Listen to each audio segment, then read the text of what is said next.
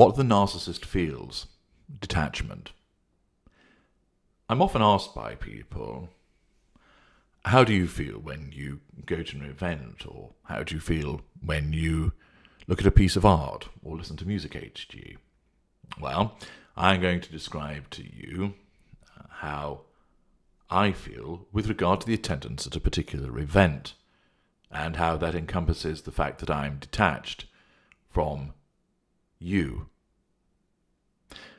It also gives you more insight into the processes that are adopted by me as part of who I am, and will help you understand the way that my kind operate. I also anticipate that it will cause some of you to consider how thankful you believe that you are with regard to the way that you experience things, which contrasts with the way that we do. I'm explaining all of this from my perspective, naturally, and that is as an aware narcissistic psychopath, as the ultra. Greaters will operate in a similar way to this, aware of it, aware of what is going on, aware of how it can be used, awareness of the detachment. The experience will be different for the lesser or mid-range narcissist, because although they will behave in a similar way, they will feel and experience in a similar way, they won't understand why it is happening or why they are doing what they are doing, and you need to keep that in mind as you listen to what I explain. The people that know me and interact with me often remark that I always seem somehow attuned to people and my environment. They remark about how I know so much about certain things, that I have clearly experienced a lot, and retained the benefit of these experiences. My awareness of matters is high, and it is often commented on how I am able to plug in to something and instantly understand it, knowing how it works and what to do. Whether it is a meeting, discussion, or event, I fit in. I'm not going to disagree with those comments. Let us imagine that you are a huge football fan, or soccer for our transatlantic cousins. I listen to how you analyse a forthcoming match and discuss the impact of an expensive new signing. I carefully pay attention as you detail how the opposition centre-half is weak on short passes played into the penalty area. I notice that your eyes widen and light up with interest as you debate these issues with fellow fans. I make a careful note of what is said by you and the others and store it so that I can regurgitate it later to somebody else that is similarly interested in football and pass it off as my own knowledge and observations. Character trait acquisition. I will also, as a consequence of my own intelligence and intellect, build upon this by studying, analysing, utilising the foundation of the material that you have provided, and building on it with my own abilities. I will do so with complete conviction, so that nobody recognises any element of the comments that are not my own, and of course they then become subsumed within my own adding to the situation. Understand, this is less likely with a lesser or mid-range narcissist. I spent the morning before the match that we were attending reading the sports sections of 2 quality newspapers and also the satellite broadcaster's webpage for the match, along with other bits and pieces from around the internet, in order to ensure that my knowledge was assembled for this, our first match together. Preparation, preparation, preparation.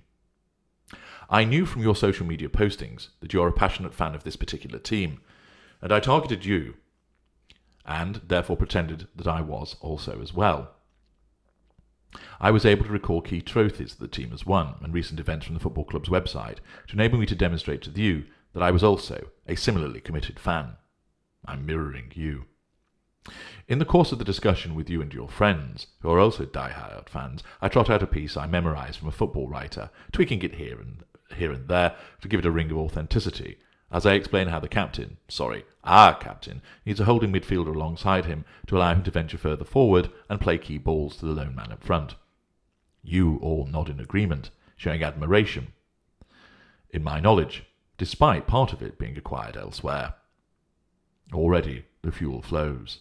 Already I am controlling all of you. I attend the match with you, and see how excited you are by the occasion. I find this interesting. Your conversation speeds up as you talk about the team the manager has selected. The smell of beer and hot dogs and pies mixes together on the concourse, heightening the occasion as the singing from the away fans drifts inside the stadium. An event like this clearly assails the senses. The press of the crowd as it makes its way inside seems to lend energy to you, and your pace quickens, causing me to have to speed up to ensure that I am not left behind. Once in our seats, your face demonstrates how you are eagerly anticipating the game, the chanting and shouting, already loud, bouncing around the stadium and competing with the delivery of the PA announcer. All around me, I recognise through my observation of people in the past, nervous anticipation, bullish enthusiasm, and well-founded confidence. I listen to the chants to enable me to learn the words so that I can then join in. I watch you as you crane forward in your seat, eyes fixed on the unfolding match, fists clench, and repeated utterances issued loudly to urge your team on. I mimic your exhortations and body language, leaning forward towards the pitch, and then jumping up as your team, now our team, opens the scoring. You hug me, and I reluctantly return the hug, jumping up and down in a replica of the delight that washes across the home crowd. The taunting chants aimed at the opposition ring out, and I readily join in, gesturing towards the disconsolate faces in the adjoining stand. Their misery is prompted by my association with this team, therefore I have caused it. I drink of the fuel. A second goal is scored, this time from the cries of delight and the conjoining of profanity and blasphemy. The goal is clearly of both quality and importance. That now puts us on top of the league on goal difference, you explain, as if you were able to see that I am wondering why there is such a heightened reaction to the second goal. I know, however, that you aren't wondering that at all. I know that you are thrilled that I am embracing with such enthusiasm the match, sharing this main passion in your life. I join in with the cheers, the shouting, the cries of frustration and disappointment, the barracking of the referee when he makes a poor decision, and ensure that I am fully integrated with the experience. I look around me, watching the passion, the hope, the fury, and the delight etched on the other supporters. The stadium is a cauldron of noise and emotion. I am plugged into this experience, along with 55,000 other people.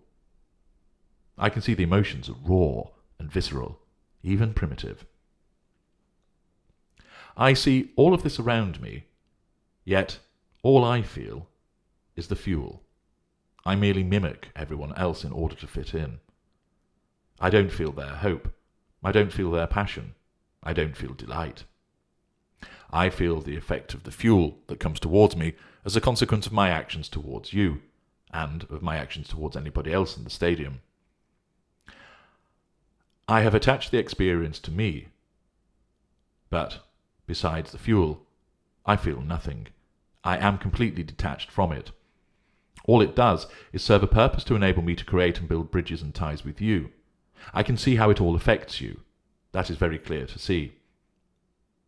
I am there, yet I am not. I am connected, yet removed. This is how it feels. Or rather, this is how it does not. I'm H.G. Tudor. Thank you for listening.